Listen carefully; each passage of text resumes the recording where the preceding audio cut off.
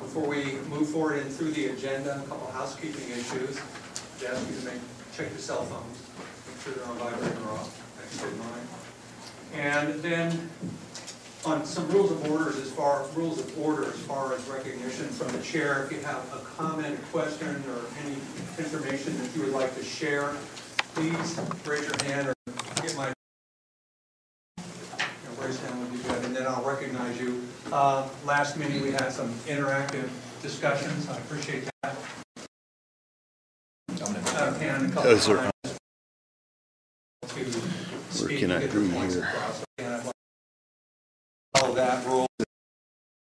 Also, if you could refrain from not on the agenda, that would help also. So before we get started officially with the minute review,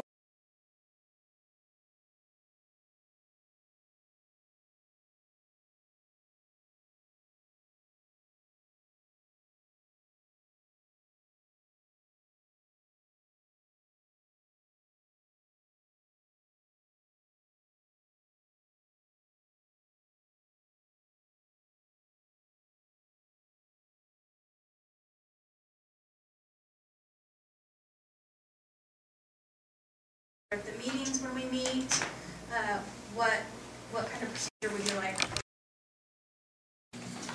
And per to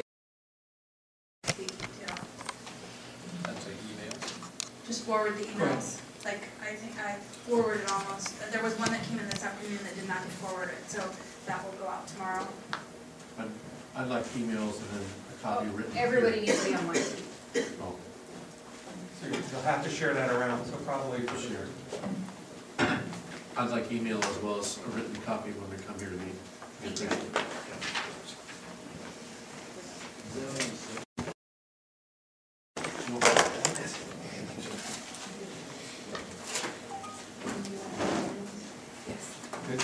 Okay. To call for an approval of the minutes, did everybody have an opportunity to read the minutes from the last meeting? So moved. All right. Second. Second. Motion is second. Any further discussion? Peter? That's it. Okay. So all those in favor, please raise your hand. All those opposed? Minutes are approved as written. How about abstentions? Anyone abstain? Does anyone abstain? Thank you, John. Thank you. All right. So, as you can see on the agenda, we're moving down item 3. Will be a presentation by our Water Master, Jake Johnstone. We'll get to him in a minute, and then we'll follow up with questions after his presentation. And then we will move into Valerie's proposal. And hopefully everybody took the time to read it. And she also has handed out an update. So hopefully you can kind of review that before we get to her part of this agenda. And then I'd like to insert, okay, we'll move on to, all right. Then we'll move on to, all right, you want to do that? Okay, all right. So, having said that, I'd like to introduce Jake Johnstone, and I'd like to thank you for being here tonight. I appreciate you taking the time out to provide your information. Can everybody hear me? Yeah, definitely. So I walk around a lot, so I'll try not to walk in front of the slides here. I'm going to try and go through these pretty quick. It's kind of a rough and dirty water rights presentation, and then we'll have some time for questions afterwards. I'd just like to thank everyone for inviting me here tonight. That's great. Any chance we have to talk about water, we're going to try and jump at it. Obviously, this new fledgling industry is bringing up a lot of questions regarding water, so anytime you guys want to invite me back here or just want to send emails my direction, I've got a pile of cards in the back if anyone wants to contact me, go through there. So just thanks for being here. So Oregon Water Resource Department, for those who don't know, we're the managing entity for waters of the state in Oregon, and we deal with water rights disputes, helping people file for water rights. Any kind of commercial agriculture requires a water right, so we're the department that you go through for that. We help municipalities and irrigation districts with their water rights issues and water rights needs. And we've been around, we were the state engineer's office in the early 1900s, and then in about the 1960s we switched over to the Water Resource Department. There's been somewhat of a paradigm shift. We used to be primarily focused on getting irrigators their water, and then the Endangered Species Act came out, and we started to realize we shouldn't use all the water. We might want to hang on to some for fish habitat and that kind of thing. So in about the late 80s, early 90s, we kind of had a paradigm shift where we switched more to a conservation, natural resource management model. So we are complaint driven. If we had the staff to do it, we would drive around and knock on every door we could, but unfortunately we do not. So a lot of times we have a complaint, we'll go to a certain area and then check with other irrigators in that area. This little photo here is always a priceless gem. This was on my boss's door for years. Whiskey's for drinking, water's for fighting, Mark Twain. And I didn't really realize the full scope of that until I started working for the Water Resource Department. I've worked over in the Klamath Basin a few times, and it very much is for fighting. So what we can do, obviously, I kind of covered that, but water rights research is find a well log. If you're interested in a property, I strongly suggest coming to us first. People usually come to us last. I get a phone call saying, I'm in escrow and I want to know about the water rights.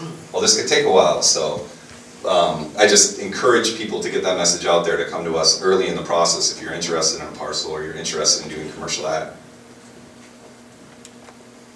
Water rights 101. So water rights kind of broken into a few different things, and we're just going to briefly touch on this because I don't want to exhaust my 20 minutes on this, but there's the source of water, be it groundwater or surface water, so that's going to be your appropriation, or your point of diversion if it's surface water. Types of use, a lot of people are applying for nursery, which is year-round irrigation use right now. Cannabis growers generally like to grow in the winter as well. They don't stick to the traditional irrigation season.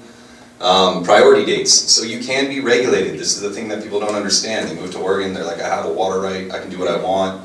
If you have a 1997 or a 2007 water right, and there's historic users on your creek or your ditch, once the flows go down, we regulate based off the need of the senior users. So your water right might not really provide for you after August, and that's something that people don't understand. Points of diversion and appropriation, again, that would be if you're on surface water or if you're off of a well. And then places of use is going to be where it's applied to. Another thing people don't understand is if you have, one of the things we're running into with cannabis is that it's been, for the last 15 or so years, medical gardens were kind of hidden for security reasons and because, just to keep it out of the public eye.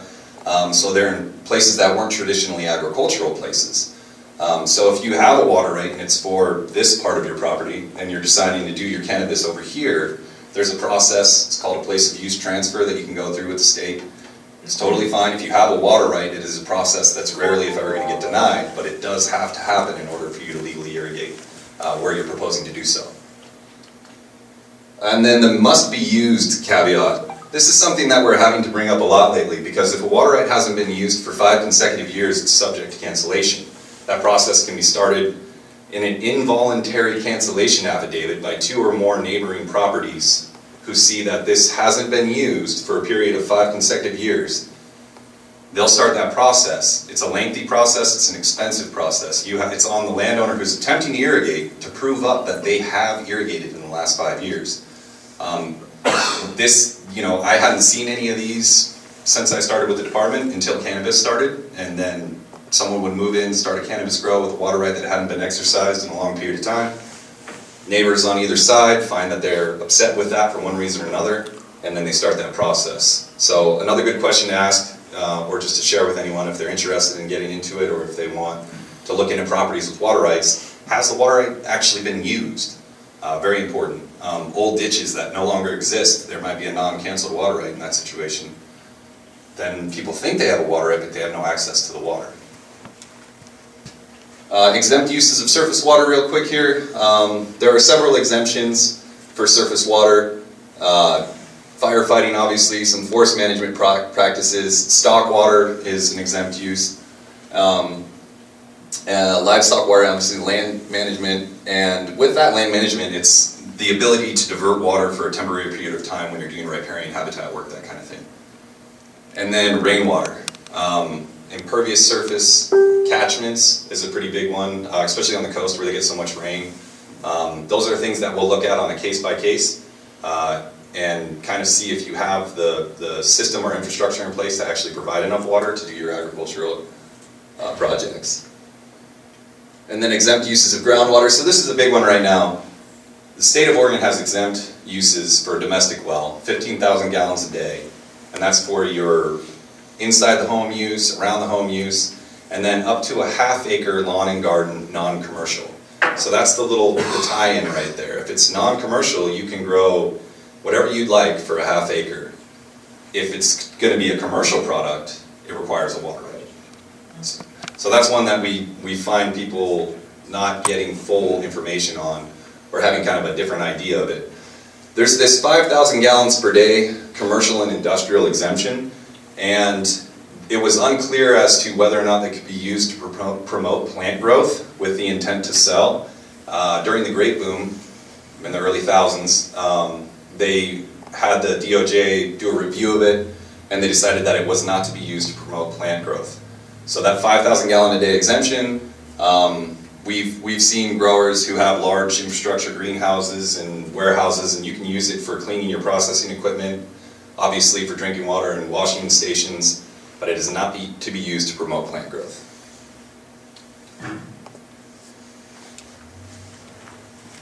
And available water for new uses, this is kind of a Jackson and Josephine County thing. Jackson and Josephine County have stored water in the Applegate and Lost Creek Reservoir. So that's water that can be applied for if you have access to either the Applegate or the Rogue River. So that means that you can get new water rights off of that. That having been said, it is a federally managed project. And the Bureau of Reclamation has released a statement saying that they will not provide water for marijuana cultivation specifically, but I myself have yet to hear of them saying no to a specific application that applied for agriculture. So if you want more information on that, I always suggest contacting the Bureau of Reclamation directly and seeing if they have a new statement on that. Jake? Yes? Since Lost Creek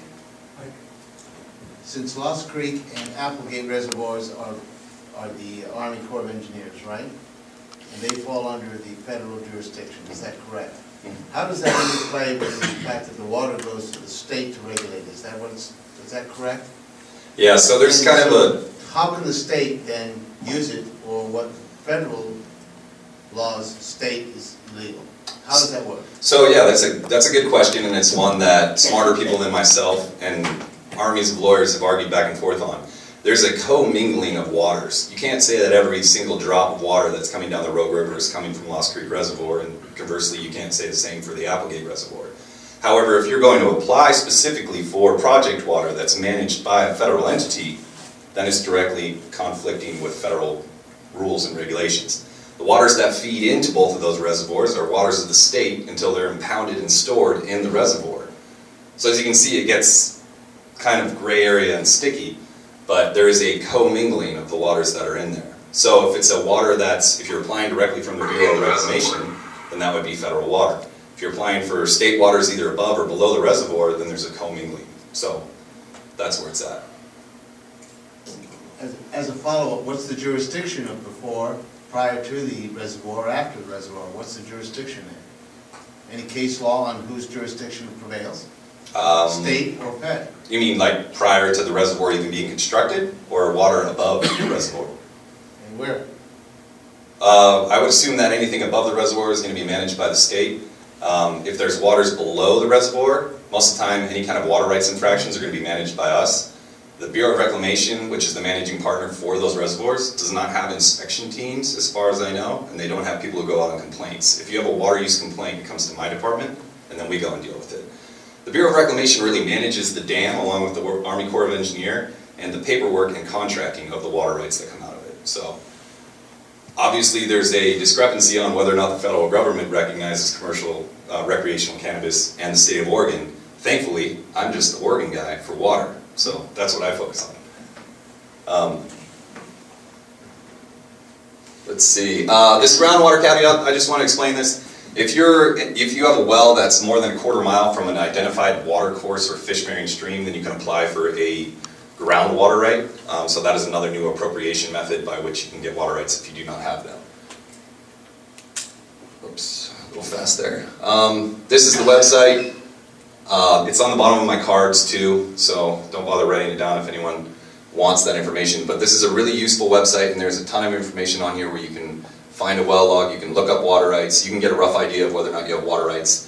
And then we have just the agency spotlight where there's updates on things that are going on in Klamath regulation.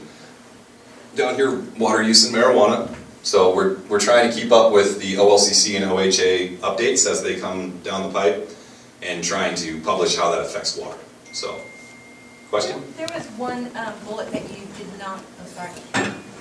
There was one bullet on the stored water, winter water for reservoirs and ponds. Mm-hmm. So is that not administered by the usual irrigation dates? Yeah, so the stored water reservoir and ponds. So in a lot of drainages, all of the surface water is appropriated. That means that at some point or another they issued water rights for everything that they found was available. The caveat to that is during the spring runoff, you can apply for a storage right, an off-channel storage right, meaning that when there's a lot of water coming through the system, you could apply for a pond structure. You would fill it, you would have the months of anywhere from January to April to fill it, depending on where you're located at.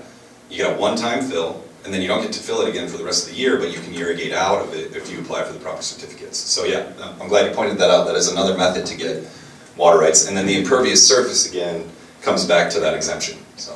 Thank you. I am assuming that those ponds, storage ponds that are fed by a spring, are still exempt. Is that true? So springs, it's considered water of the state if it runs off of your property in a defined channel.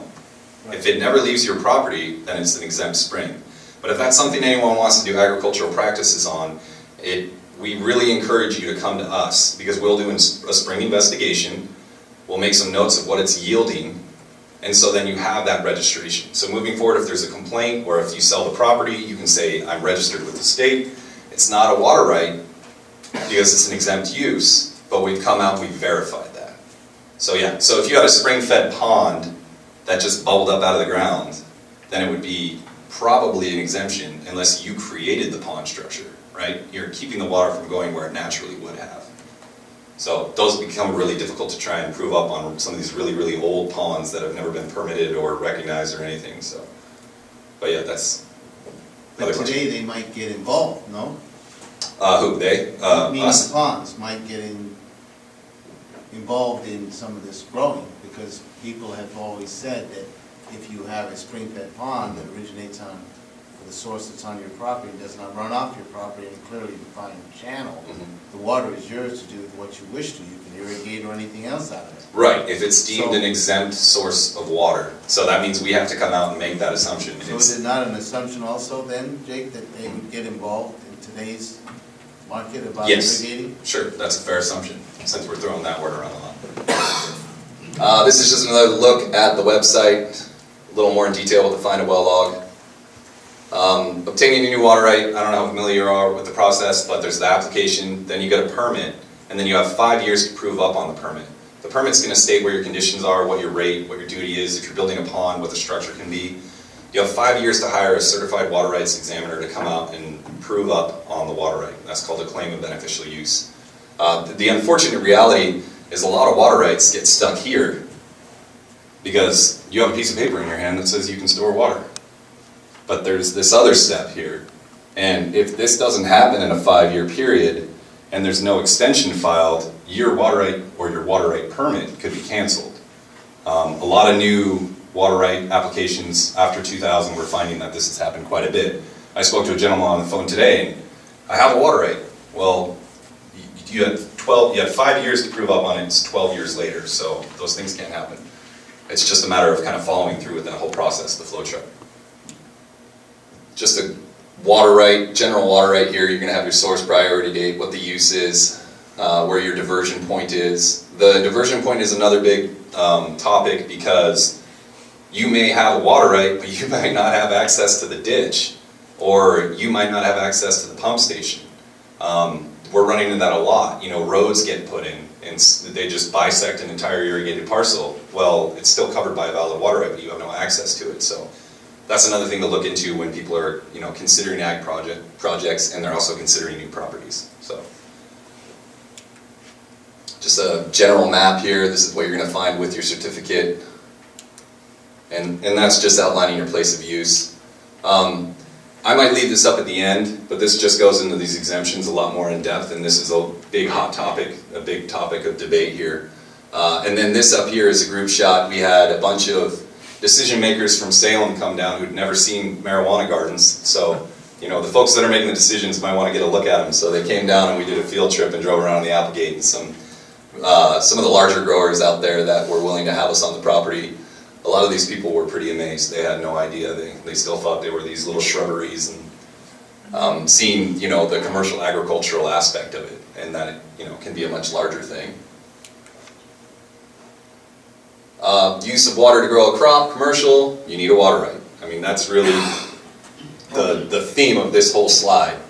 Other sources are water providers such as a city, municipality, or an irrigation district, if you're in an irrigation district boundary, and then water trucks. And I'm bolding this here, receipts, because we're finding people who apply for OLCC rec gardens and they have a contract, but they don't actually get any deliveries. Now, this isn't everyone. It's, you know, there's always a bad apple in every bunch. But you got to keep your receipts, because if I get complaints saying that no one's actually delivering water, and I go out there and there are no receipts, and I call the trucking company they have the contract with, and they've never made a delivery to you, then it's a violation of water law because they're using their well. And so, observations about groundwater applications.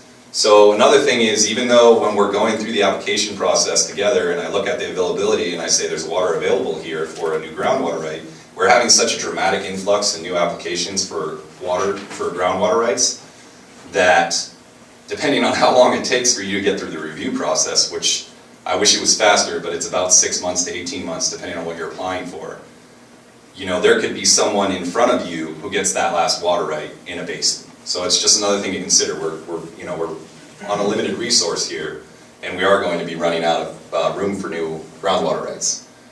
And then we have an increased number of complaints and concerns about illegal use and the impacts on neighboring wells. Now, to this point, the Oregon Water Resource Department has yet to have a proven groundwater interference claim from a cannabis grow. Now, let me explain that a little bit. Everyone's heard an anecdotal story of someone's well going dry. A lot of these are hand-dug wells, which do not have well construction standards and do not go down in confining aquifers. These are surface wells that are, you know, less than 20 feet deep. That's not regulated by the department. Surface wells are, since they don't meet any construction standards, it wouldn't stand up in an argument in court. So unless it meets construction standards, it doesn't get that defensible position. So as far as properly constructed wells that tap into aquifers, we have yet to see one case. I've just heard a lot of stories out there of people's wells going dry, and it does happen with surface wells. Surface wells is kind of your Willamette Valley aquifer, right? It's a shallow aquifer and everyone's sticking a straw in it. If you just have more homes, obviously it's going to draw down a little bit. But when we're talking about real aquifers, groundwater aquifers, we have yet to see any cases of surface interference or drawdown from other wells. So what I'm talking about with these applications, this is January 4th, January 2004 to January 2015. And this is 40, this line here is 40. That's the cumulative total of groundwater applications in that period of time. Since legalization, we've gone quite a bit higher, and we still have the same amount of staff doing these application processes. That's part of the reason it takes so much longer. And we still have the same amount of field staff, if anything, less field staff, to deal with complaints and issues related to it. I stole this chart from Siobhan Haynes, the Jackson County Water Master. It's kind of our hockey stick, but you can see in it that clearly there's a lot of interest in new groundwater rights. This simple geometry slide, this is kind of, when we're talking about that half-acre exempt for non-commercial. That half-acre exemption for non-commercial is what most medical gardens are sitting inside of. And what we do in that is, we're not measuring this field, this dry dirt. We're measuring the diameter of this pot and doing our simple geometry and figuring out what the wetted perimeter is. If you have raised beds like this, we're measuring your raised beds. If we go to a garden with raised beds and it's clearly irrigating the rows between, which is obvious in late August, because this is Southern Oregon. So if it's not dead, then it's being wetted. So that's kind of how we measure the footprint for medical gardens. If it's in ground, we measure the space. So we can touch on that again later. Changes in irrigation methods. This is something that Siobhan and I have been looking at a lot. It's kind of interesting because traditional flood irrigation, center pivot sprinklers, the big wheel lines are rather inefficient for actual irrigation methods. What we're finding is a lot of folks who used to do a couple cuttings of hay a year now just put a fence in the middle of it, and they're using less water and just applying it to a smaller space. This is another good aerial that's kind of showing that process. You can see this is the canal going through the middle of it. You can see how green and verdant everything is in the previous year, and then now they're drying up these fields, and these are the marijuana grows, and then this is an area that's still being done for hay. So what this gives us an opportunity for is conservation. There's something called in-stream lease, and that means that you don't want your water right to get canceled for non-use, but you're not going to use it. Excuse me, you can lease that in-stream for a period of up to 5 years. It's not a very expensive process at all. It keeps your water right valid, and it gives more to the fish habitat. That water can't be applied for by a new water user, but it's a great opportunity to give more water to the stream system in the riparian habitat. So that's something that we've been trying to encourage people to do as they move forward. If someone comes in and just wants to do a 1 acre or half acre inside of this huge field, we'll work with them on trying to get that leased in stream, the remainder of that water right. And that's a real simple process. It's probably the cheapest application we have compared to everything else that you could apply for with the state. Just another before and after. And then I'll go for open questions here in a second, but these are the main points I want to hammer in here. Commercial agriculture requires a water right. The irrigation season in the Rogue Basin, unless otherwise notated on the certificate if you applied for year-round irrigation, is April 1st to October 31st. And that's a big thing because a lot of people don't realize that. They start a little earlier than April and they want to end a little later than October, or maybe they want to do some greenhouse grows or indoor grows throughout the winter. If it's commercial, you're going to still need a water right for that. Again, the decreased irrigation footprint is an opportunity for conservation. Meters are your friend, and the point behind the meters are your friend statement is if a meter is a condition on new permits, it's not necessarily on a lot of the old permits. If you put a meter on your permit and you can show your water use, then it kind of helps the argument of, am I using too much water? Does my neighbor who's complaining against me have validity in this statement? Or should I turn down my water use? Am I using too much? And then when in doubt, contact the water master's office. In this little thing here, your grandfathered. Grandfathered water rights don't exist. Just want to put that out there because it's a word that gets thrown around a lot. And I know they're using it with OHA, and we use it a lot regarding things that have been approved and then rules change. But grandfathered water rights don't exist. So, questions? I'm sorry if I went over. I don't really know what it is. Steve, could you use the microphone, please? Sorry. Thanks, Jake. Regarding the irrigation season, how does that apply if people want to grow all year round? If you have a limited irrigation season, then how do they get an exemption from the limitation? Right, so you wouldn't get an exemption. What you would do is you do a character of use transfer. And what that means is there are two parts to a water right. You have your rate and duty. And your rate is how many gallons per minute or how many cubic feet per second you're allowed to divert or take from a well or a surface water source. Your duty is your annual allotment. So it'll be something acre feet, 10 acre feet, 9 acre feet, something like that. So what they would do is you would do a character of use change. You'd still get that same annual use. It'd just be spread out at a lower rate throughout the year. That is a process that you can go through. It's not as lengthy as applying for a new water right. And again, since you already have a water right, it's 9 out of 10 times going to go through the transfer. So yeah, good question. Pete? Where does where's the beginning of the application for water rights kick in? Is it literally at the first tomato? The first tomato? Sure, like, okay, so, you know, we're usually dealing with the situation where we're small farms, small gardens, we produce our own produce at home for ourselves. I'm not a commercial operation.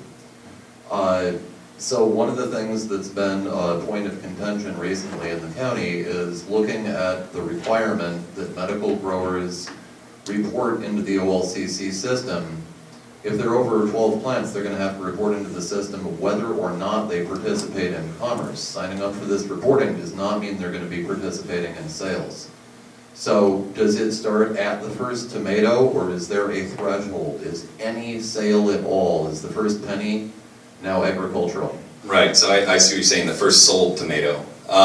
If you're selling anything that you're growing with water, then you need a water right. So the first tomato, whether you're growing 50 square feet or 5 acres, it starts at the first tomato is where you get involved. That's correct.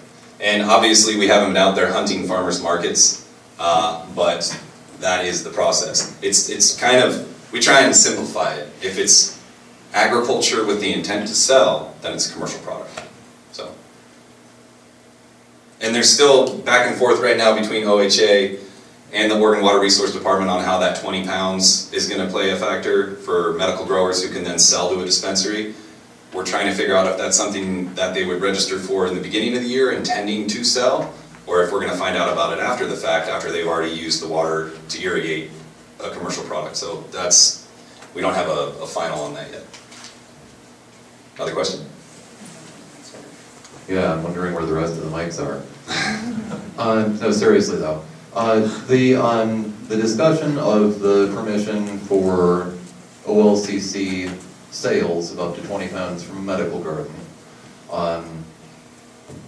doesn't actually come with the guarantee that a sale would ever be made. So for example, based on my conversations with the OLCC, what I'm looking at is the earliest somebody would be able to provide anything from this year's crop into the adult use system would be July 1st of next year. That would be off of this year's harvest that's ongoing right now. But there's no guarantee that the OLCC is ever going to implement that.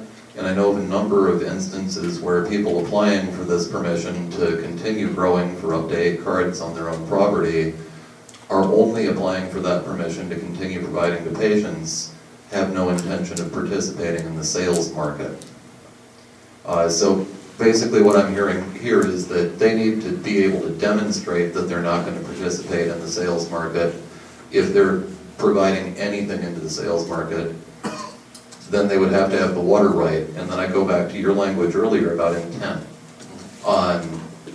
If they intend to provide, then you're saying they would have to have the water right. But if the OLCC changes the distribution and doesn't allow that provision, they still have an intent but no path to market. I'm trying to figure out how this works for the people that are in the application process right now when it comes to their interface with your department. I would say this, I mean, one thing to keep in mind though, since the state has deemed anything over 12 plants commercial, and their definitions have commercial, the state legislature is who's defined the commercial level. Well, Commissioner Morgan, at least from the county standpoint, right. That's how they would That's not accurate. So land use, anything over 12 has been deemed as a commercial agricultural product. The Water Resource Department, that's not our. That's commercial. Yeah, that's not our ruling or interpretation. That came from the, as I understand it, was from the Department of Ag, and then a ruling that it was an agricultural product, which then made it commercial. Water Resource Department, if you want to grow 1 plant and sell it, then it's a commercial product. If you want to grow 200 plants and sell it, I hope you have the water right, and it's a commercial product. But that's, we try and just stick in the water part of it, because obviously this is a new industry and it's going to go through, as it has gone through quite a few revisions, you know, in just the last couple of years. So if it's going to be sold, then you need a water right. And I'm looking for clarification here because I know I'll be talking to people in the near future who will be applying for metric tracking in order to preserve their right to grow for their patients that are not going to be participating in commerce in the year 2018. By 2019, the state will have phased that out completely. You'll either be at 12 plants or you'll be in the OLCC system. This next year, the way people are going to handle those conversions with the various blocks and hard deadlines that the state's built in, that's going to affect the way people handle their applications over the next few months here. Yeah, like I said a few minutes back, Oregon Health Authority and Oregon Water Resource Department are communicating on whether or not there's going to be a checkbox or something that you say I would intend to sell. At this point we don't have anything, and it's on something called the honor system. So if that's your objective is to sell, come get a water rate. Another question? Sorry. I'll make this quick. But there's actually two questions that I have. Number one, as Peter was just indicating, somebody has a medical grow and they don't intend to sell. But in 2019 they decide to sell. Do they have to reapply for a new water permit, or do they already get the one they have and they can keep it now and sell product? That's a good question. To clarify it, if they had a water right in 2018 and they didn't sell anything, they're fine, right? If you want to do a commercial product in agriculture, you need a water right. So if 2018 they didn't sell anything, that's great. 2019 they decide they want to sell something, they require a water right. So this does require an honor system. Yeah. Okay. I mean, any rule, regulation, or code enforcement in any department, there's just not a million of us. Yeah. So yes, there's some honor system. That leads me to my second question. Okay. Then if, and for simplicity's sake, I'm going to use the terms legal and illegal. Mm-hmm. Legal grows, okay, we accept those as they are. Illegal grow, how would you go about to investigate how they're watering their plants? Well, generally we get a complaint on water use and marijuana. We contact OHA and OLCC, see if it's registered with either one. They don't give us any kind of medical patient records or anything like that. They just tell us whether or not it's OHA grow. At which point we would look at the property and make an assessment. What's the irrigation footprint? Does it require a water right? And you move that way. If it's OLCC and it's registered and they don't have a water right, you can say you're trucking in water. That's the one kind of loophole. But other than that, you need a water right. So there is the impermeable surface runoff. Again, there are exempt springs, as was brought up earlier. But all these things you would have had to get a stamp from our office through your application with OLCC. So there's already been dialogue between us and a lot of the OLCC growers because of the fact that you have to come through us anyway. But again, if it's medical, then does it fit into the half-acre footprint? No, it doesn't. Then it requires a water right if it's larger than a half-acre. So that's just the process we go through that. Any other questions? Gerard? Do you include any form of the system of barter in your commercial definition? That interpretation, we have not, no. I don't believe that we've gotten into the bartering aspect. I would have to get back to you on that. Honestly, I haven't been asked that question, so I'm not going to say yay or nay, to be honest. I guess it is still a transaction taking place, right? Well, it's something for something. Yeah, it is. But For consideration. yeah, that's a great question, and I'll send that up the flagpole and see what kind of an answer I can get. In 2016, how many complaints of this nature did you have in Josephine County? Well, for clarification, I'm the Regional Assistant Water Master. The interviews for Water Master are tomorrow. I've been working in 6 counties for 3 years, and I would say, we don't have a hard number on how many complaints we'd have, but I'd say 60% of our complaint volume is directly involved with cannabis. Of that, there are plenty that are just neighbor disputes. We had neighbor disputes before there was cannabis. Some people just don't get along with their neighbors. So that's important to note. But then there are, the bad apples out there. There are the people we show up to and here's all my permits, here's all my paperwork. Those are great. But yeah, it has increased our workload. Our hockey stick graph, the groundwater applications, that's pretty equivalent to our complaints and our workload in general.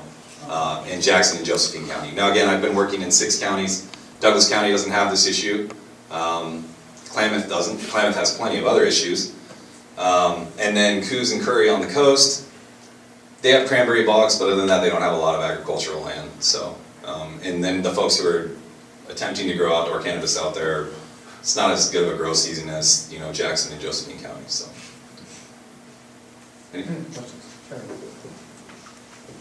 This thing on? Okay.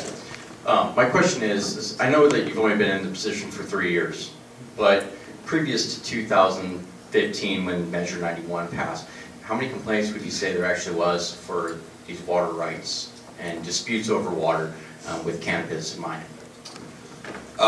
Good question. So I worked for Jackson County as the assistant water master for 3 years back in 2007.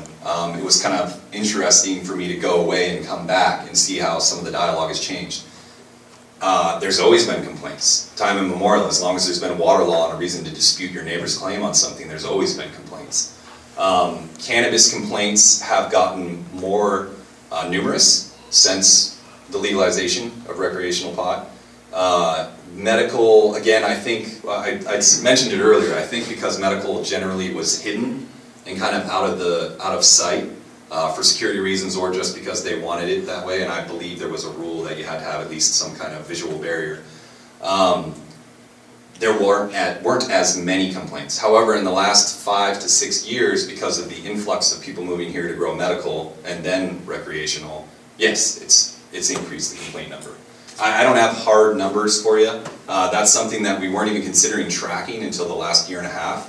Now in our complaint columns, in our water right research columns, in our application columns, we're just checking whether or not it's cannabis involved, and that's really just an analytic for us to say, how much is this industry affecting our workload? So, does that answer your question? To a degree. I'm just trying to gauge on, because, I mean, medical cannabis has been around since 1988, and now we've come full circle into recreational, and it seems as soon as Measure 91 passed, everybody threw up their arms and was at war with their neighbors over something that had been going on in our valley for 17 years without incident.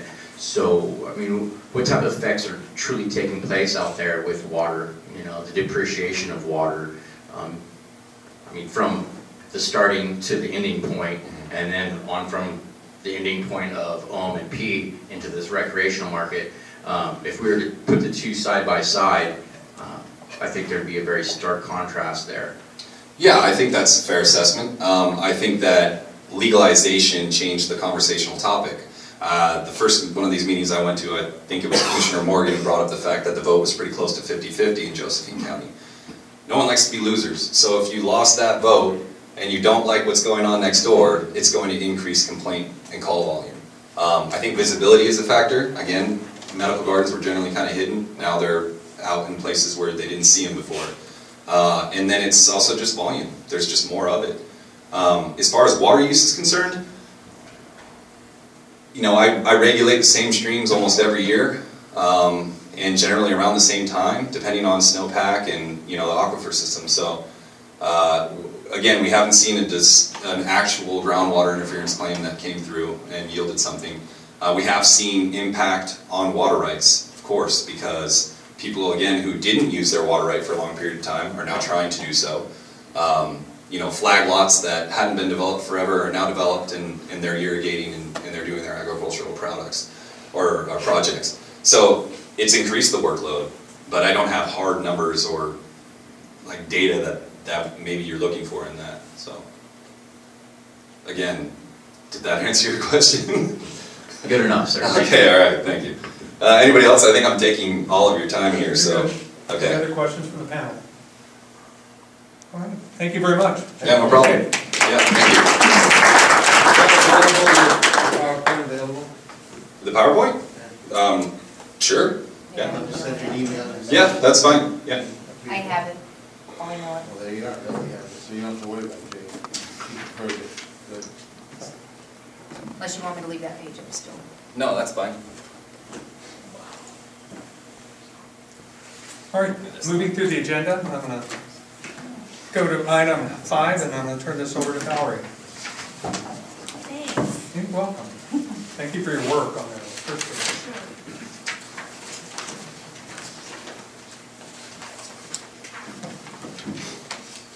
I think most of what I plan to say are pretty much okay.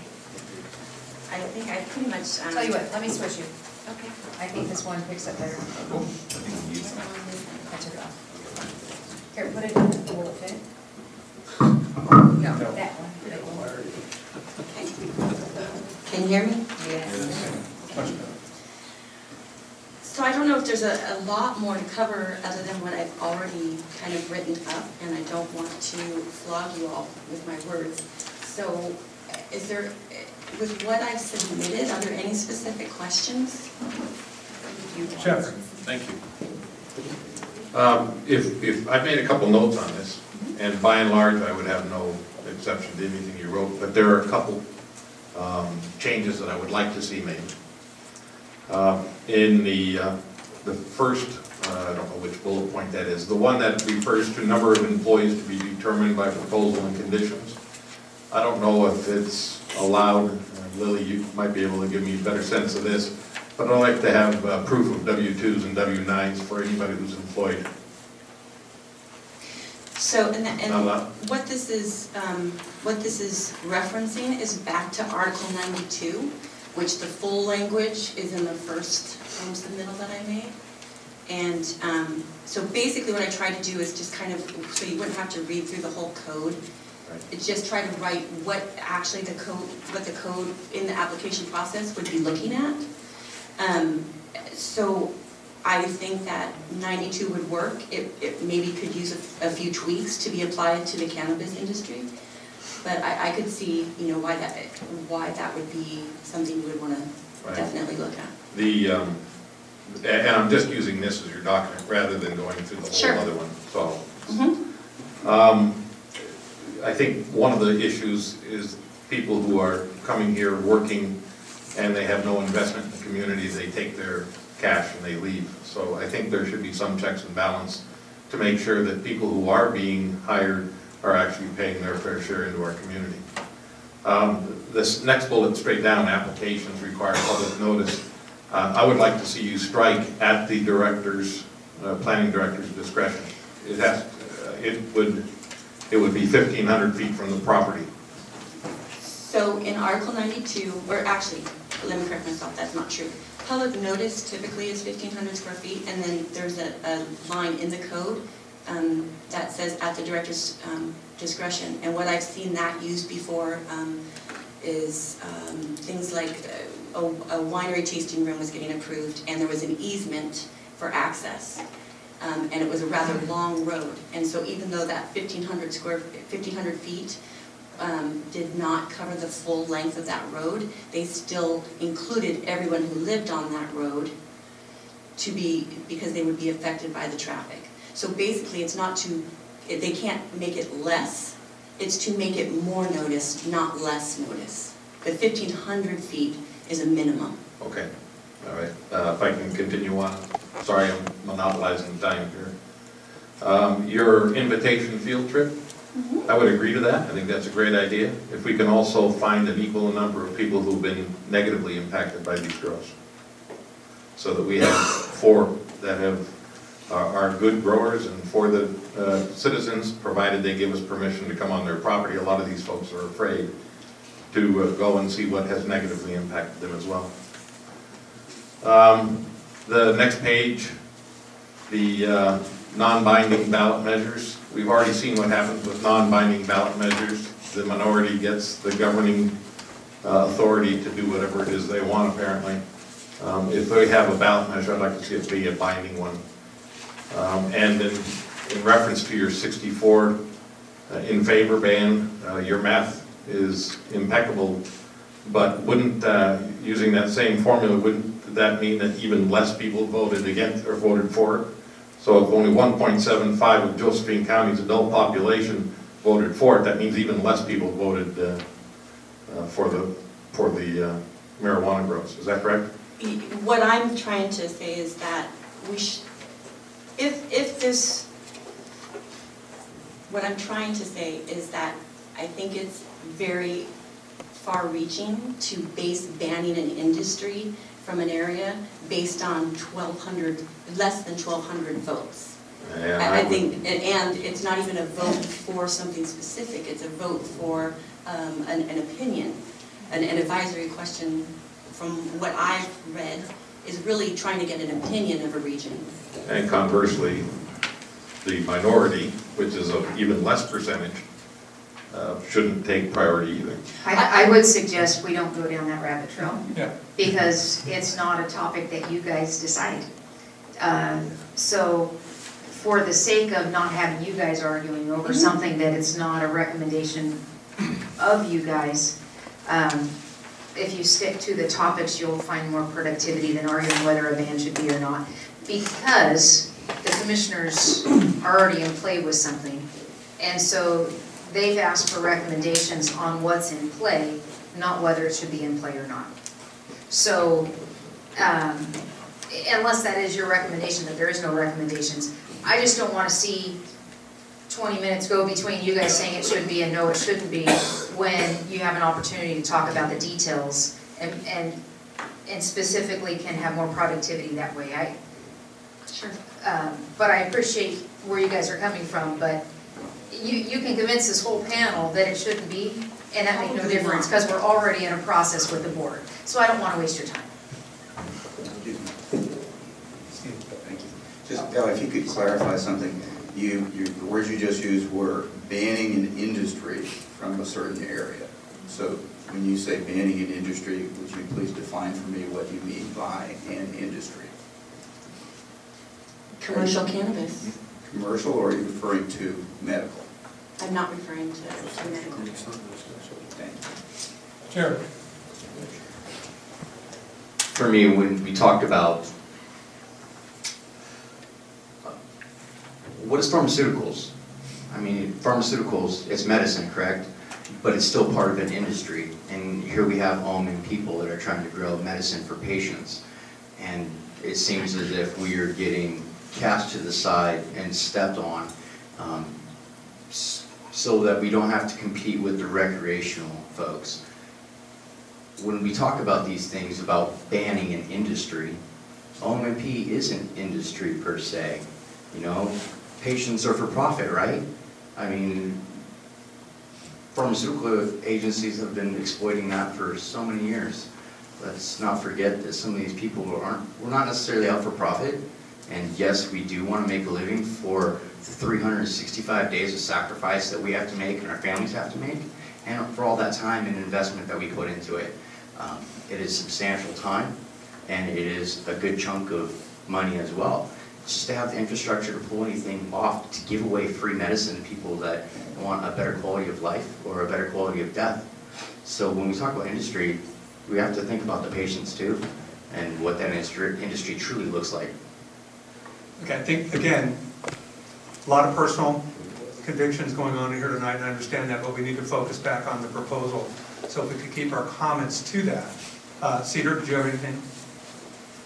Oh, my. Well, specifically about Valerie's proposal, I'm in support of it. I feel like, I think that there's a lot of reasons to use existing regulation to address existing neighbor complaints. I actually put together a couple of minutes of statement that covers issues around the proposal and what we're talking about that I'd like to read if this would be an appropriate moment. Okay. Just hold that mic close so we can hear you. Okay, there we go. In Josephine County, farming has always been allowed in all zones except commercial. The state legislature has defined cannabis as agriculture. Thus, other than reasonable time, place, and manner restrictions, cannabis production is explicitly allowed on RR5 zones in Josephine County currently. In discussing time, place, and manner restrictions, Oregon case law defines reasonable as directed to the prevention of the evils and adapted to the accomplishment of the avowed purposes. In the case of cannabis production on RR5, the evil consists of negative impacts upon neighbors. However, blanket restrictions on cannabis production fail the test of reason because they take away the rights of an entire class of lawful businesses and individuals instead of reasonably targeting the offensive behavior. Before we can intelligently discuss the offensive behavior, we need to know which complaints are truly cannabis related. In Josephine County, a large percentage of residents grow cannabis. Some of these cannabis growing residents are bad actors who have annoyed or alarmed their neighbors. Most of these bad actors would be annoying their neighbors regardless of whether or not they grew cannabis, and making rules about cannabis will not influence their offensive behavior. Bad actors are generally unconcerned about regulations, and nothing short of active enforcement will change that. The good actors who will obey new regulations are likely to be the ones who already maintain good relationships with their neighbors. We need to audit and organize the complaints in order for them to be meaningful. Otherwise, we don't know anything other than a neighbor had an issue with another neighbor, which is a human condition that predates cannabis zoning issues. I recently read quotes in the Daily Courier that were attributed to one of the commissioners who's not present. I was actually hoping that he would be present. But the point is, I'm concerned about the implication that the county may not grandfather currently licensed and operating businesses on RR5. And forgive me for my indulgence for a moment. My great-great-great-grandfather came to Southern Oregon in the 1880s to work in the nickel mine near Riddle. My family has been earning a living working with natural resources here for over 130 years. We hand-built our house and raised our 4 children in Williams, and we love our community. Josephine County published a pamphlet stating that we could operate a regulated cannabis farm on RR5 zoning. And so we bought 2 parcels and are now in our 2nd year of successful operation. We have very good relationships with our neighbors. We employ 30 people and we pay our county, state, and federal taxes. We are very concerned about Josephine County attempting to retroactively restrict our ability to do legal business. Cannabis is the greatest economic opportunity that our county has had in many decades. We can promote the economic development of our county by supporting regulated business in America's fastest growing industry. The state is now enacting sweeping changes in the medical cannabis program that will likely result in a 75% reduction in RR5 production in 2018. Rather than immediately layering further new regulation on top of the state rules, I believe that Josephine County would be better served observing the profound impact of the state rules and then responding with a more informed perspective. I support the utilization of current rules to enforce existing neighbor complaints. Thank you. Thank you. Any other comments for Valerie on her proposal? Is there a consensus to move this forward for commissioners? I had a comment. Go ahead. Jackson County, if I understand, has made the move a year or so ago from this rural residential to EF zoning. Is that correct? What have we looked at what they did to enact, deal with existing growers? They have the same situation we do here. What did they initiate and put forward, and how has their process worked since they've been in the EF zoning only arena that we are heading to? Because if it's already been done, Valerie's proposal is excellent, but if there's something better that we can also look at, why not look at, find out what Jackson County has done, how it's worked. It's been in a process now for a year plus, and give us some more information to maybe make her proposal even better. I can give you at least half the answer to that, Renee. Jackson County's never acknowledged agriculture on rural residential lands, so the basis for Jackson County is different than in Josephine County and the rest of Oregon. It doesn't mean that we shouldn't be looking at what they're doing, because they've done a couple of good things and they've made a couple of huge mistakes. What I get concerned about when we're making rules, and this has been a topic on a number of committees that I've been on, and we're trying to regulate here in the interest of public health and safety, and we need to make rules that people can easily understand and follow. And there are huge benefits to doing that, because rules that are easier to understand gain you a higher rate of compliance, reduce the cost of enforcement, everybody's happier at the end of the day. Make the burdens too onerous, make the hoops too difficult to jump through, make the process too long. We had cannabis cultivation prior to legalization, and in my talk with the Sustainable Forester 2 weeks ago, he and I agreed that we'd rather see 4 plants in every backyard than one more single grow on forest land. Thank you, Peter. Any other comments? Sure. Just one.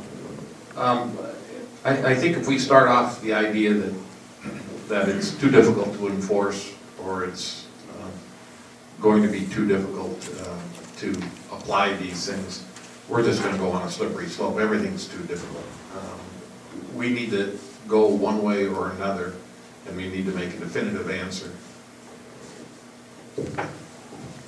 Sure. I believe the difference between the R5 or any rural residential land in Josephine County and that of Jackson County was the inception of those two zones through SB 100. Jackson County made their priority and required enjoyment. We did not. So they differentiated themselves basically from their birth. So that's never going to change as far as they were concerned. I do believe, and I said it before, so I'm not going to burden everyone with it now, and that is the fact that, I'll just reiterate that we're talking about, again, trying to make a square peg fit in a round hole. And so, fine, if this is where you want to go, but it won't hold up. It just won't hold up because of the fact that you're doing something that is basically the inception and from the comprehensive plan of the entire Josephine County is predicated upon SB 100. And if you go to SB 100, you'll find out 92, 45, and 42 all are subordinate to rules to make the residential use a priority. And so I think you're just trying to find a way to lessen the impact or say, for today we can do this. But I think you're only making it worse because it's going to continue to happen, because it's fundamentally flawed.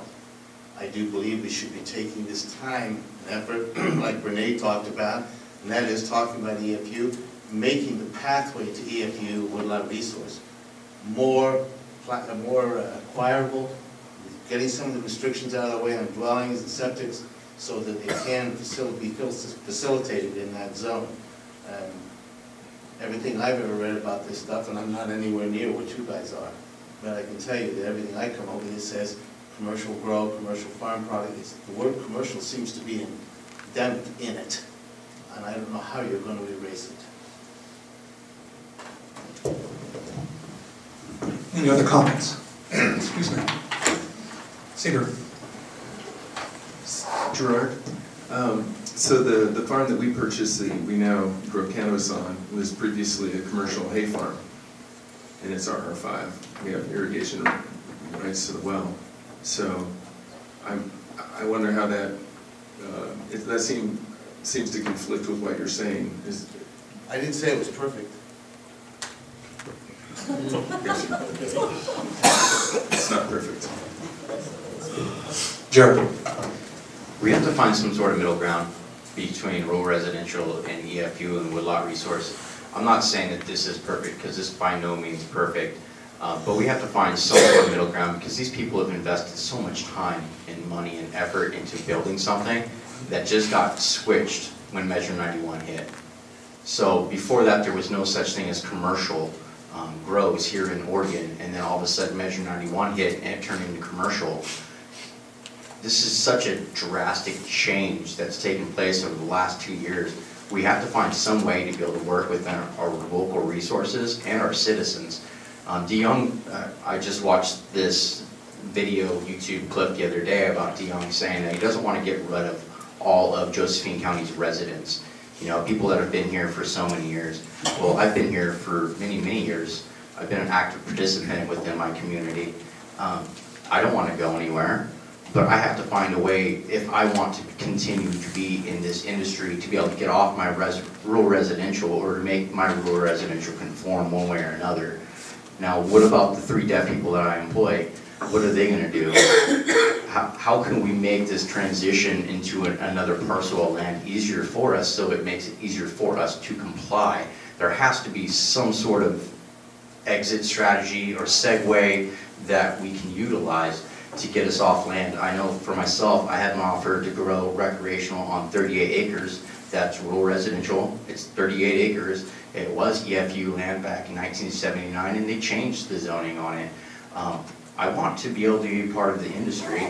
I still want to be able to provide for patients, and I'm really torn on this because either I'm a sellout or I'm a sellout. It's one or the other, and really it's both in the same. So how do we work within the OMP parameter, or the people that have been supplying OMP, and allow them to make a step forward into a legal market? Because people don't want to be black market.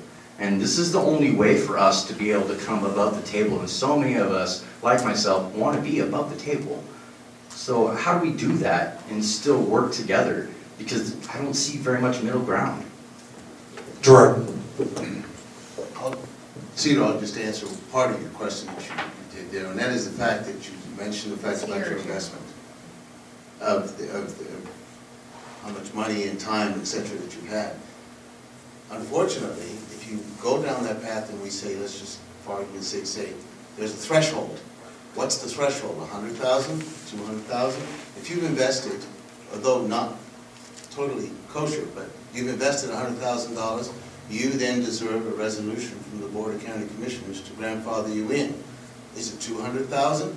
What do you do about the people who don't know about this amount of money, who are going to come up and say, look, 10 years ago I tried to have a commercial operation and I was run out of rural residential zone land. And I didn't know I had to have a specific amount of money I invested in order for me to be able to stay there. So it brings up a whole bunch of things that are not intended, perhaps, but they will come. And they will come in the form of suits. That just because cannabis had a threshold of $150,000 or $200,000 or your time involved, then people are going to say, well, I had more than that. Aren't I entitled to the same protection by the Board of County Commissioners? And that's where you're going. So the idea is that what you've got in rural residential, and hay, by the way, was used for animals, which did put it to productive use. The idea is that in rural residential, it's in SB 100 as to what it is, what its purpose, and where it's located. And that has been deferred to its position of residential. Odor, interference, etc. It's all there. I'm not making it up, it's there. I think where we're going now is, again, that back and forth. What I'm hearing, I think what we need to see, or I'd like to see, for those of you who are in the industry and have the expertise and the knowledge, maybe again offer some solutions, as Valerie did, and present to this panel as we move through this. I think that might be beneficial. Commissioner Morgan has a few comments.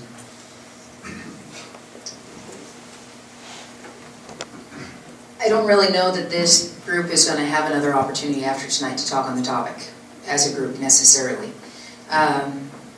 Potentially because the commissioners are moving forward. And so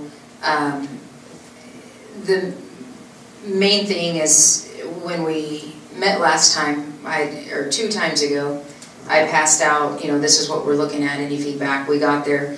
I basically had 4 things that I heard come out of the comments. There wasn't a consensus, but those 4 things in a meeting with the commissioners, I took back and said there was a wait, see what the state does, wait and do nothing. There was a don't change it, make a path to EFU and woodlot easier, and then the home occupation options.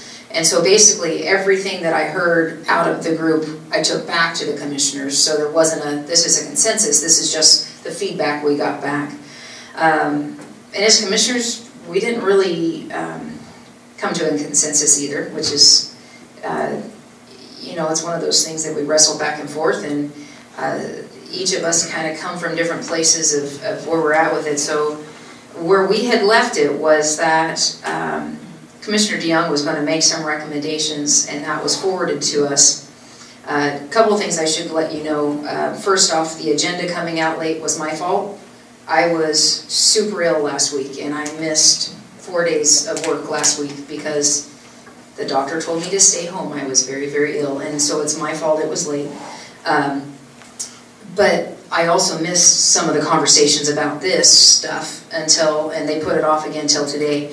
So today I got a new draft of kind of what was proposed by Commissioner DeYoung, and I passed that out to each of you. But before you go trying to look at this, I want to point out a different form to you that's listed at the top that says Summary of Non-Typographical Changes, because this identifies the inlaid changes and recommendations that are in the other one. So other than having to pour through and try to find it, this is a quicker way of trying to see what those amended changes are. And I can tell you already, based on our conversation today, we're not all in agreement about these either.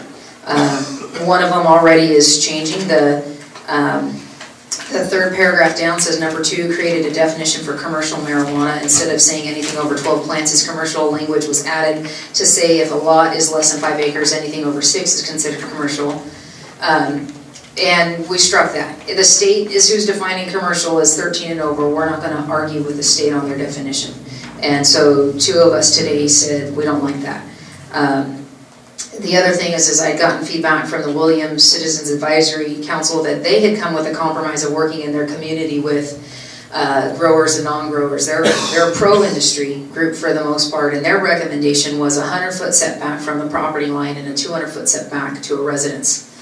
And I forwarded that information to the commissioners, and they both were agreeable to that. So that's something that they're looking at as a setback at this time, is 100-foot from the property line to 200 from a residence. And again, that came from a group that was vetting through a community who was trying to find a compromise from industry and non-industry. And really, when we go back to the purpose of the rural residential, because I keep going back to what's the purpose, what's the whole zoning area, those setbacks are what give you that piece in those areas when you have something that's a non-conforming use.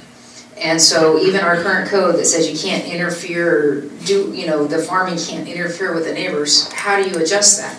You have a reasonable setback that allows a buffer that allows something to happen without it being impacting the neighbors and stuff like that. So there is still a question as to whether or not what would be grandfathered or not. My standpoint is, if you have gone through the process of getting your LUCs and gone through the process with our planning commission, and you are in compliance going into this process, or if you're converting to the OLCC system from the OMMP, you're showing you want to be in compliance with the system, and we need to give you every opportunity to do it right. If you're not, there's nothing to grandfather in if you're not working with the system. If you're not working within what the regulations are, what's to grandfather? You're already not complying with the rules. So there is no grandfathering in of somebody who has clear-cut a property against, or put in culverts without permission. It's one of those things that there's going to be a balance, but that's my opinion. There's 2 other commissioners that have opinions, and I can't speak for them on what their opinions are. But my opinion is that if you want to be considered a non-conforming use, your best way of doing that is conforming with as many of the regulations as you can. And one of those is that you're not impacting the neighbors. Anyhow, so this list was kind of a, where this recommendations stand is the commissioners are meeting on Thursday morning. They're going to make their final recommendations, and they're moving forward on Thursday morning at our admin meeting. And so any changes of a non-conforming use staying with the property versus in a home occupation, it does not. It stays with the occupant, not the property. All those kinds of things have yet to be determined and still have to be decided. And what we have learned is that we're not so significantly out of phase with what was recommended that we have to start the process over. So we will be able to go on to a second, or we have to repeat the first reading, if I believe correct, vote on that approval, go to the second reading, but we don't have to start over with the Planning Commission, re-notifications and all that other kind of stuff. So these changes are not so significant as to change the purpose of what started, so the process is going to continue. I got this information today and brought it to you guys tonight. I know it's not a lot of time to look at things, and like I said, we're not in agreement on all of them. There's a couple of them like, what's that mean? I did my little cheat sheet today of, okay, yeah, that one's okay, no, that one I don't like, what's that mean? And some of those things we're going to work out on Thursday. The other thing is our staff person is also out for medical purposes, and so it's one of those things that it's kind of just where we're at. That's why I still have questions next to some of these, because I don't have an answer yet myself. But I want to make sure that I'm giving you guys the information as soon to me getting it as I can, so that we're all processing that together. But when I heard from the commissioners today that we're going to Thursday, and from Thursday we're probably moving forward, that's why I say this is probably your last opportunity as a group to speak on the topic, because the purpose in the bylaws of what the group is more than just these land use regulations. It's more than that, and so essentially wanted to give you a heads up that probably won't be revisiting necessarily in this format, because you'll have an opportunity in the public formats and the hearings. There'll probably be 2 more hearings. If we have to repeat reading 1, there'll be a hearing for that, and then it'll be at least 2 weeks in the second reading. So there'll be 2 more opportunities for public hearing and public testimony. And so just want to make sure that we're all on the same page and you guys have the same information. Clearly this isn't something we've done before. We're figuring it as we go. We've taken our time on this because we want to try to do, to the best of our ability, find a way that decreases the impact on the bad apples, holds them accountable, but at the same time, those that are truly doing it right, gone through the steps appropriately, not having an impact on their neighbors, going through that process shouldn't be punished for those that are doing things wrong. And so, at least that's kind of where we're at. So, I haven't specifically gone through all of these and these yet. I've just gone through the summary.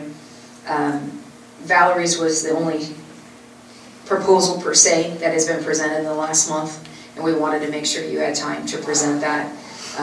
You guys can make a recommendation of going on that, or you guys can take a few moments to look through these and see if you have any comments. I welcome those. If there is a consensus of the group, I would be interested in receiving that. If there's not, I'll do what I did last time and say this is the types of feedback I got, but there was no consensus. I just want to make sure that there's no misconception that you're going to have weeks and months to talk about this. It's not going to happen. So, or in this setting. So I just want to give you guys that chance. I'd like to raise a point of order. I'm sorry, this isn't for you to discuss. I'd like to raise a point of order. I'm going to be really clear. If you want to interrupt the meeting, we can recess the meeting or we can stop the meeting, but you don't get to participate in this meeting. This is not a participation, it's a point of order. Then you can leave, Chris, because this isn't a time for you to participate. This was not on the agenda. This was a response to Valerie's proposal and giving their information. But again, it's not your time to speak. So that's enough. Otherwise, I'm going to ask you to leave. Can you tell me if a point of order is inappropriate? I'm going to ask you to leave if you're going to keep talking. And if you don't, then we're just going to stop the meeting and then these guys don't have an opportunity to speak to the moment. So that's a pretty straightforward thing. So if you'd like to stop so these guys can take part in their advisory committee, then we'll keep going.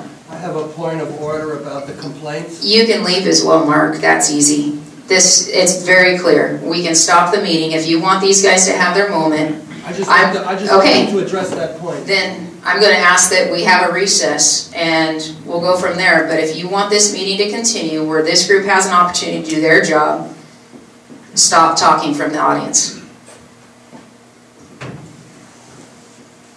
Renee. Don, my question is for you, Gerard. You mentioned earlier that Valerie's, if I remember correctly, heard you correctly, that Valerie's proposal, if brought forward by the commissioners in their recommendation, would be moot due to the previous land use that you quoted.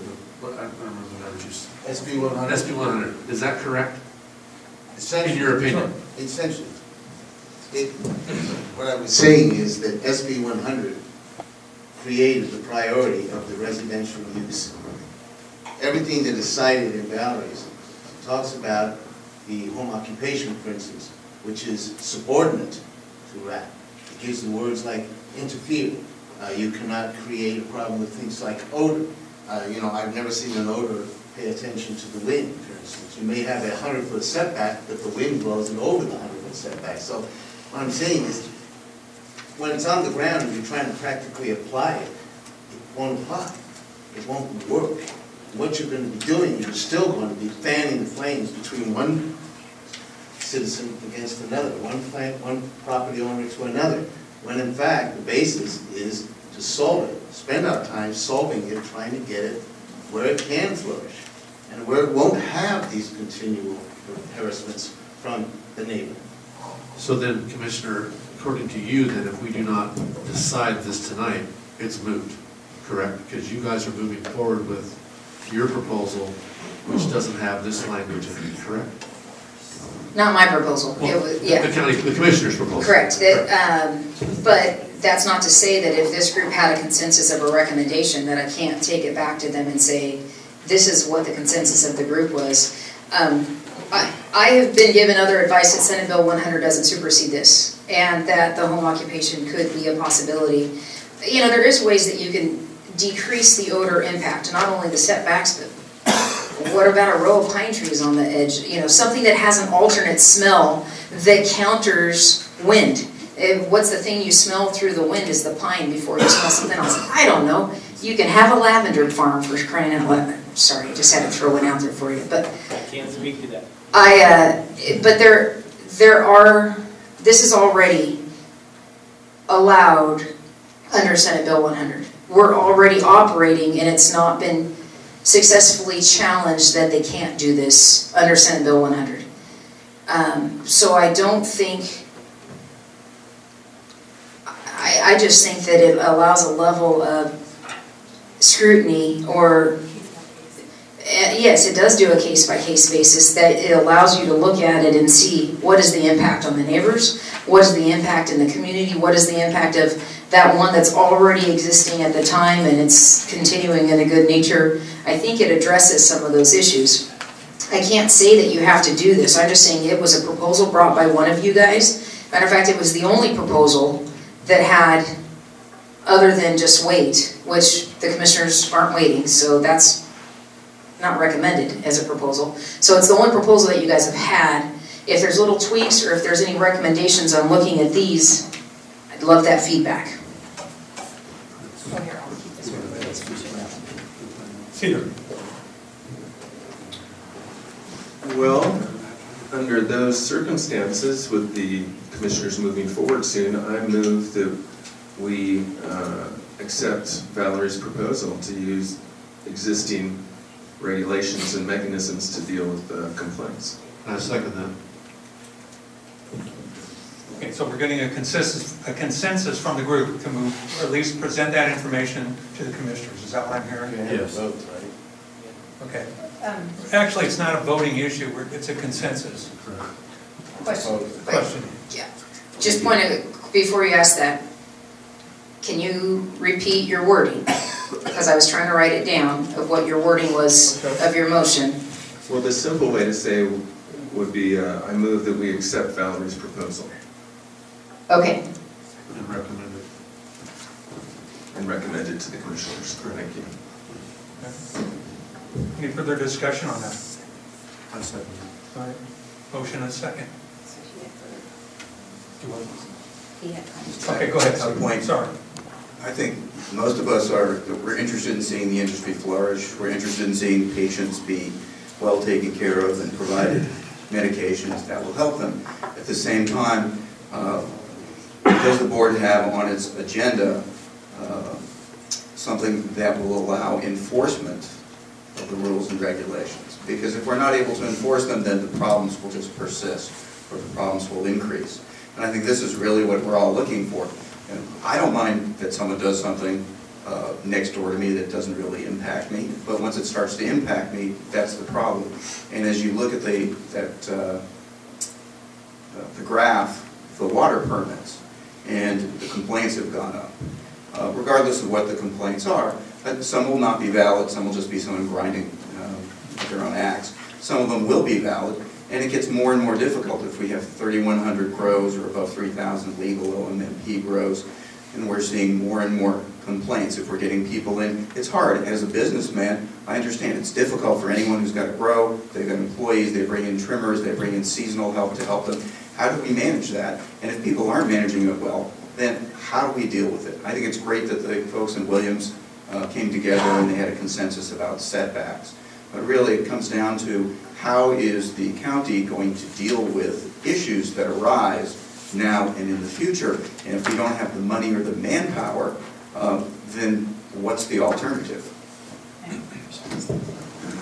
So yesterday I was in Salem, and the meeting I was at, they had a bunch of state heads, of the head of DHS, head of OIA, the head of the OLCC, come and talk to us, and marijuana and enforcement was one of those topics.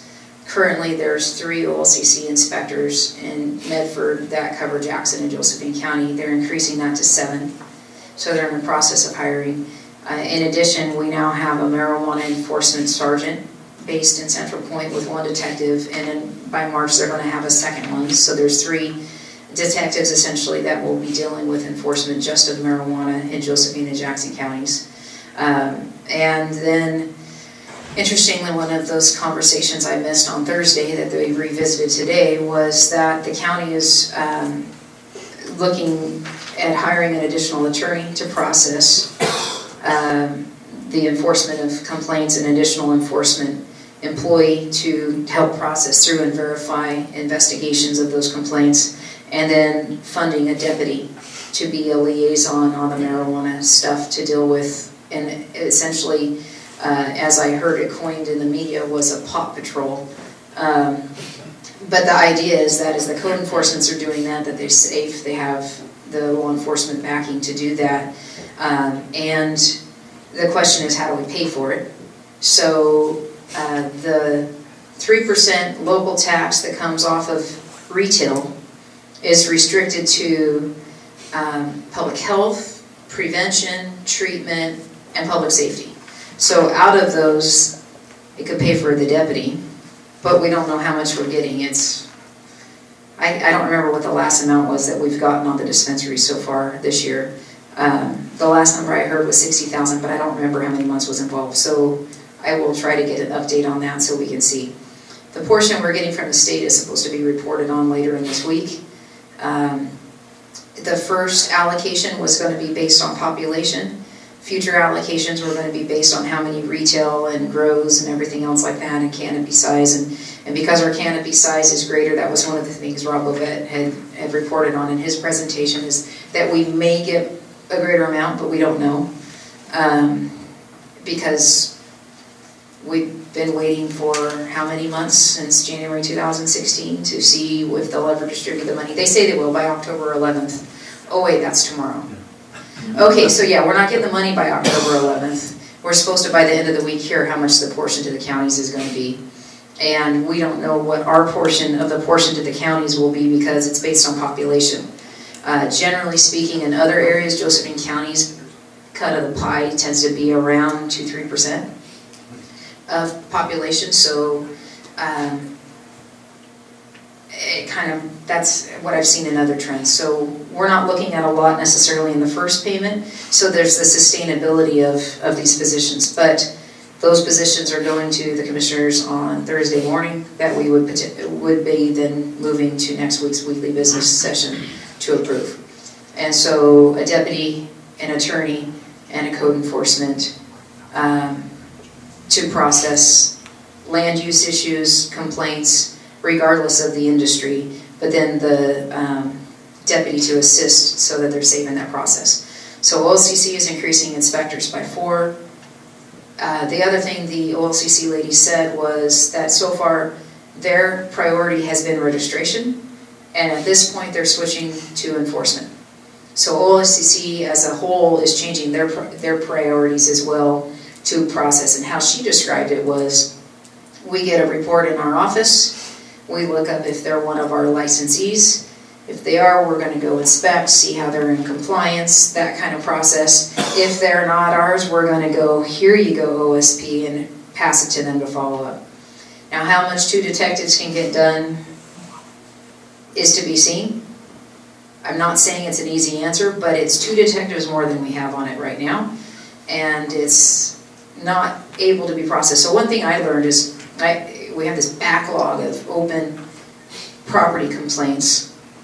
And it's like, why weren't those processed? Well, the priority of previous commissioners was not to enforce that.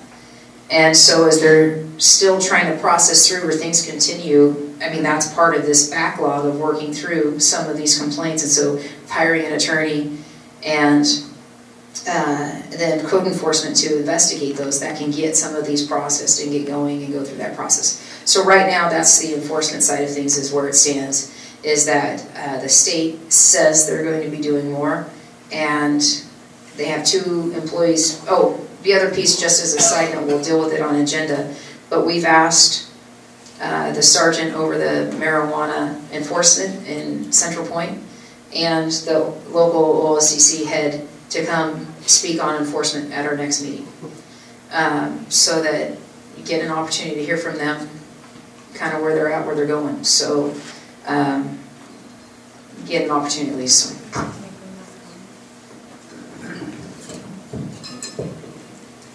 Not all land use applications are approved. If the director was here, the planning director was here, I believe she would tell you that conditional use permits and home occupations are probably the 2 that are most likely to get denied because they have such a high level of scrutiny applied. And because it's not just about having a proper septic installed, it's also about the comments and concerns of the surrounding neighborhood that have to be answered to. So I believe that this establishes a very high level of review. I do understand Gerard's point of view, and it is true. We can't mitigate everything. I don't expect that every application for a commercial cannabis grow is going to be approved. In fact, I will bet you that there will be more denied than approved. But it does allow for those who have the property that is able to be developed in this manner, it gives them that opportunity to do so, such as Cedar's property that used to be a hay farm. There's an opportunity here to allow for those who can mitigate in this situation, allow them to be given that chance to do so. Also, it's written into the rules that if they do not mitigate appropriately, if they do not follow the conditions of approval, that their permit can be taken away from them. Also, in the OLCC rules, if a jurisdiction goes through the proper steps concerning violations on a property, that can be turned over to the OLCC, and the OLCC can remove the license. So it's not just saying we're going to allow them.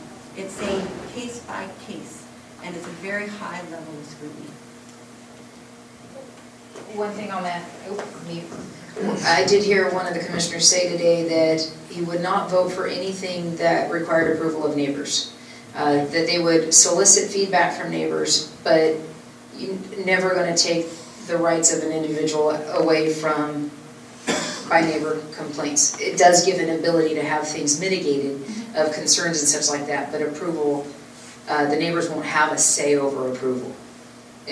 That was the opinion of one of the commissioners, based on the list. Stephen, then just a quick comment. I understand in Colorado that taxation occurs based on at the multiple levels, including the level of the grow. Is there any mechanism that we have in the county for additional taxation that would then provide for enforcement of the rules and regulations, which could then lead to everyone being happy? No. So the state has been very clear that this is their game and their money market. They've allowed the counties to have a 3% taxation, which every community that had a ballot asking for tax in November 2016 passed. Even in communities where they didn't allow marijuana, they passed the tax. That's interesting. But there is a proposal, as far as a fee that would basically be per license fee that's coming out of Josephine County, but it'll go to the state legislature in the next legislative section. If it passes, it would go to voters next November, as in a year from now, November, to look at a different option. But right now, the only mechanism for the county to have a taxation is the 3%, and then the state 17% is distributed. And like I said, that distribution changed from population to how many. They at least added the canopy into our licensee count, because instead of it being 6 dispensaries, it's now every OLCC grow goes into that, so it changed what our percentage will be on that.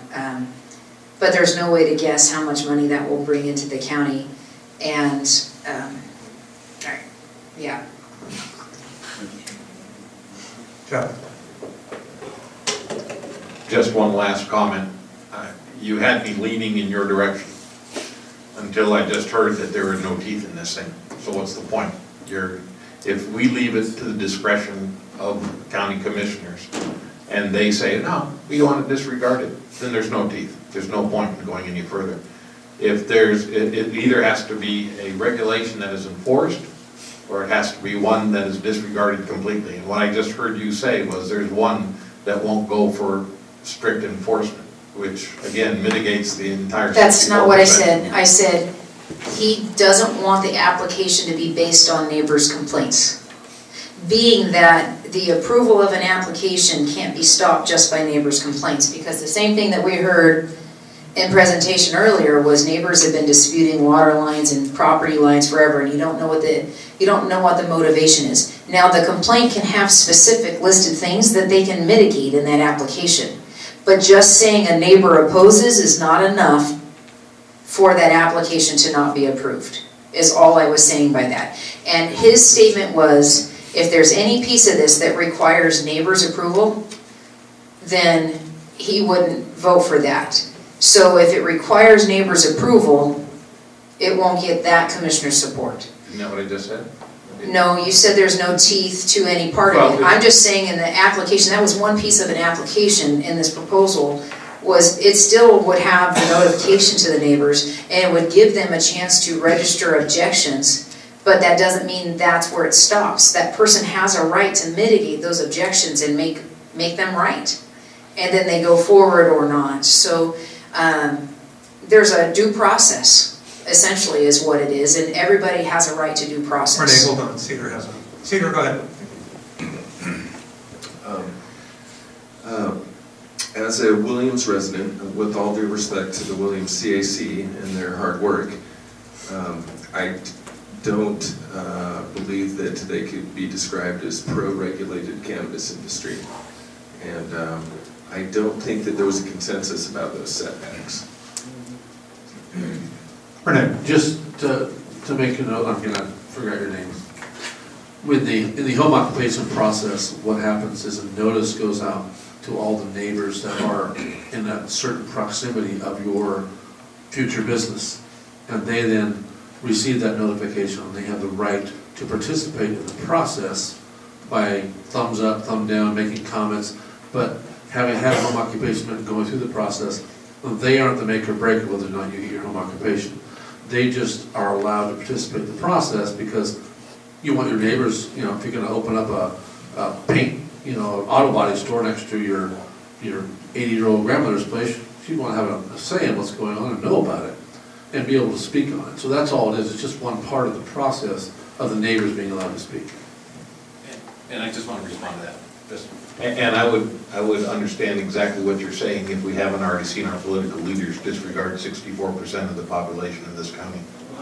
Okay. Gerard? Are you going to change the home occupation threshold with interference? Are you changing the definition of interference? I'm not doing anything but taking recommendations from a committee at the moment. I was wondering, in your brief notes here, it doesn't mention anything about it, but that is something that's there about if there's an objection, and there's a list of those objections.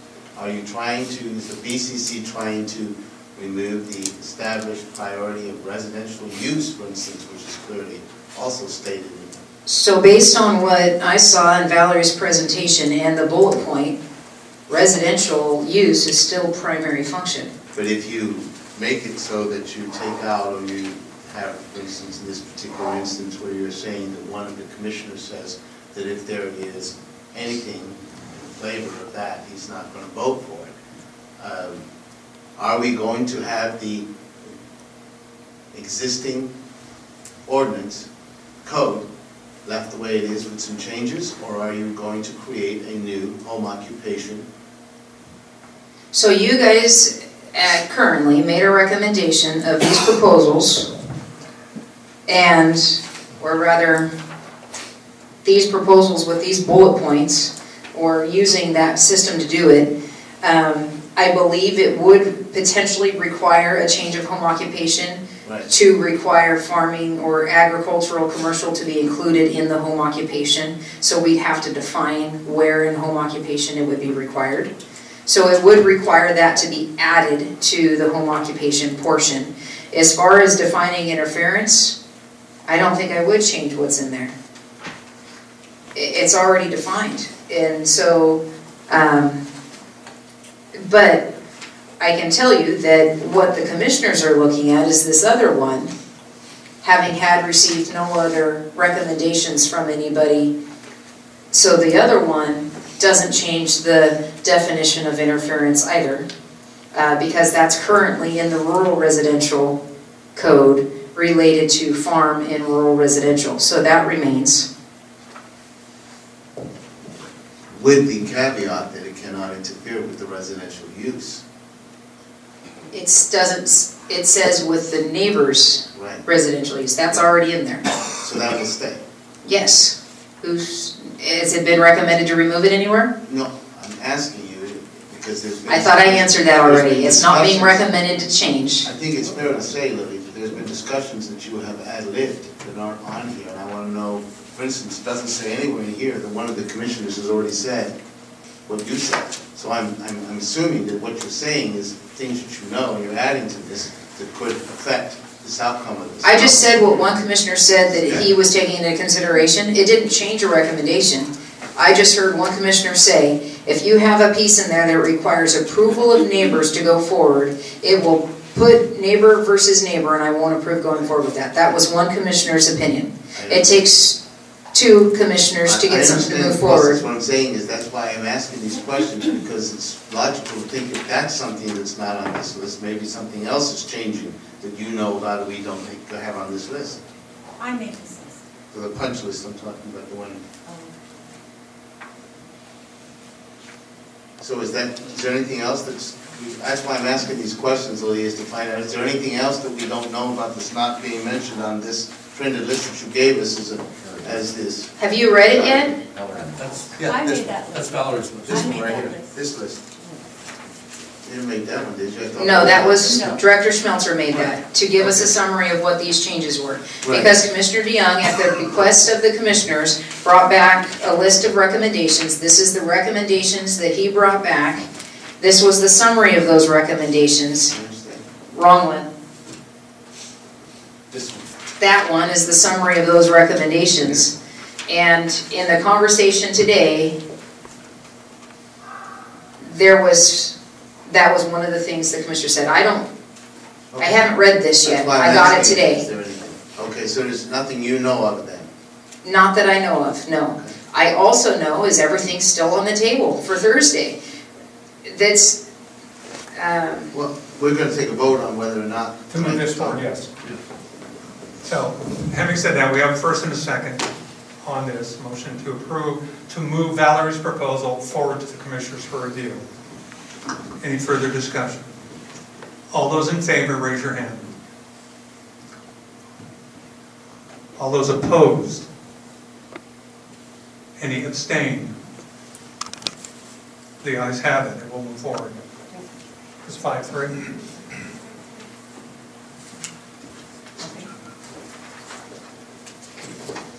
All right, that pretty much covers the agenda for tonight. Next, to set the next meeting. Having spoken with or contacted the commissioner with OSP and OLCC to have our representatives here, I would ask the panel to consider moving the meeting from the 14th to the 7th, November 7th. That would accommodate both of our guest speakers, and also the commissioners are going to be out of county on the 14th. If we move it to the following week, which would be the 21st, that gets into Thanksgiving. I don't think we want to do that. And after that's the 28th, and then we're only 2 weeks from the next meeting in December. So, do I hear any problems with having the next meeting on November 4th? 4th or 7th? Or 7th, excuse me, 7th. Perfect. Same time, 6 p.m. here. Commissioner, we'll have it here. I think this venue is good. All right. And again, we'll have our two speakers from OSP, Oregon State Police, and also from OLCC.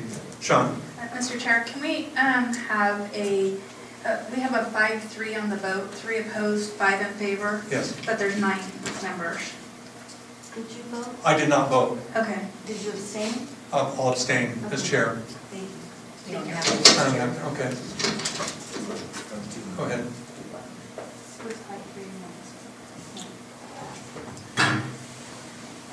One other thing. Go ahead.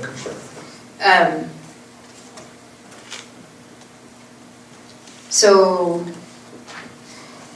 one thing I did pass out, I got an email that Oregon Health Authority sent out as far as plant limit changes and grow site inspections. So you have it, just so you have the information that I got. Just trying to make sure to pass along any information. I'm sorry. And I noticed that there's nothing about rural residential outside of city limits, which is kind of the whole crux of the issue here, isn't it? I didn't create this form, Oregon Health Authority created this form. It's two-sided, and I have no comments on what it says. I didn't create it. I simply received an email and printed it and brought it to you. So there's contact information on there, probably on the website at the top of Oregon Health Authority. You can go there to the agenda items for next meeting. Like I said, there had been some suggestions of OLCC coming, so we had invited our local OLCC folks to come along with the enforcement. There's also been an email, let's see, that was Jared's comments. This one was a request to potentially have Amanda Borup or Danica Hipschman come down and speak to the group at some point. And so can try to get those scheduled in and get going. If there's any other things that you guys would like to have, try to schedule. Cedar, you had sent that email. If you have contact information, can you forward that to Sean so we can try to get those scheduled? And then if there were other items, again, if you have agenda items that you'd like to have added, we can email Sean or ask for them to be scheduled in. The only thing that I was going to say is I did include an invitation to come, for the panel, to come to my farm. I'm open to doing that at any time, but it would be kind of interesting to do it at this point with harvest going on. It's the busiest time. So it's kind of a way for them to see just, rather than just coming and seeing a bunch of plants standing there, seeing how things operate. So public meeting law is an interesting thing. We'd have to notice it. It'd have to be open to the public. We'd have to just put an agenda out. I'll take a video. I just wanted, it's one of those things that it's what makes, unfortunately, government committees interesting, is public meeting law. And so workshops like that are possible. That you, like I said, you develop an agenda, you time frame, that kind of stuff, you notice it, and then you go and do that. It's just a matter of it takes a little more coordination than just simply saying, hey, everybody show up and I'll give you hot dogs. That kind of thing. The OLCC does not allow me to have open public access at my farm, but maybe I can get a video maybe or something like that. Thank you. All right, any comments, concerns, questions? All right, then, hearing none, the agenda's been set. Oh, sorry, Jared. Just a question about the setbacks. Why are we making those setbacks more stringent than what the OLCC already dictates, what they want to see in those? Because they have said that the counties have the right to set time, place, and manner. And current setbacks are not keeping the peace. Okay, so we went from 30 foot to 300 foot, and now we're back to considering 100 foot. Have we considered just making it the standard 75 foot, just like the OLCC requests? It's, again, OLCC doesn't have, they've said we can set time, place, manner, so it's up to each. That is a possibility. 75 feet is an option. But again, the current setback isn't keeping the peace with the interference with neighbors. And so for me, it was a matter of receiving feedback in the community of a compromise that would potentially try to mitigate the issues between neighbors were still trying to keep the primary focus of residential and keeping the peace in the community, so. The current setback has nothing to do with OLCC cultivators whatsoever, and it was reasonable time, place, and manner, and the reason you're getting this is because your county commissioners are prohibitionists. That's your opinion. All right, Jared, anything else? Yes, a question about the easements. It talks about how you can't get water trucks up to your farm if it's accessed off an easement. What exactly were you trying to achieve by that? Me personally? No, I'm just looking at 81.020. So there were complaints received about private roads, easements, that damage was being caused. We were getting reports and complaints about public roads getting damaged from the amount of traffic going over them. That is greater than the proportion of traffic that has been in the past, which is causing damage and maintenance requirements to be sped up. And then again, with people that are just working on site and then leaving without no kind of claim of ownership of that road, causing damage and leaving without being accessed. So one of the suggestions is that if you don't own the entire portion of that easement or private road, you don't get to run water trucks on it. So, If you don't own the easement? for instance, if your property doesn't abut to the whole portion, the property, yeah, the property that was what the wording was. It was a property issue. If you have the responsibility to fix the road and it's your grow, no harm, no foul. What was going on is that it wasn't people responsible for the property causing damage, taking off, and then the people that own the rest of the road or the properties around the rest of the road are left to eat the bill of fixing it. And it was a question I had, if there's civil consequence, why are we legislating this issue when somebody can file in court the damage that's done against the property? And there's a way of doing that already, so anyhow. This just seems like a knee-jerk reaction to probably a very few incidences, but would limit or have devastating outcome to multiple farmers. I mean, I just don't see where this is beneficial to anybody aside from a very few individuals that are dealing with some of these circumstances. Okay. Yeah, of course, all these points being made are valid perspectives. You have open forums that are coming up and review of this document, so I would encourage you obviously to attend there. Any other questions, concerns from the agenda? All right, having heard none, I'm going to adjourn this meeting. The time is 7:53.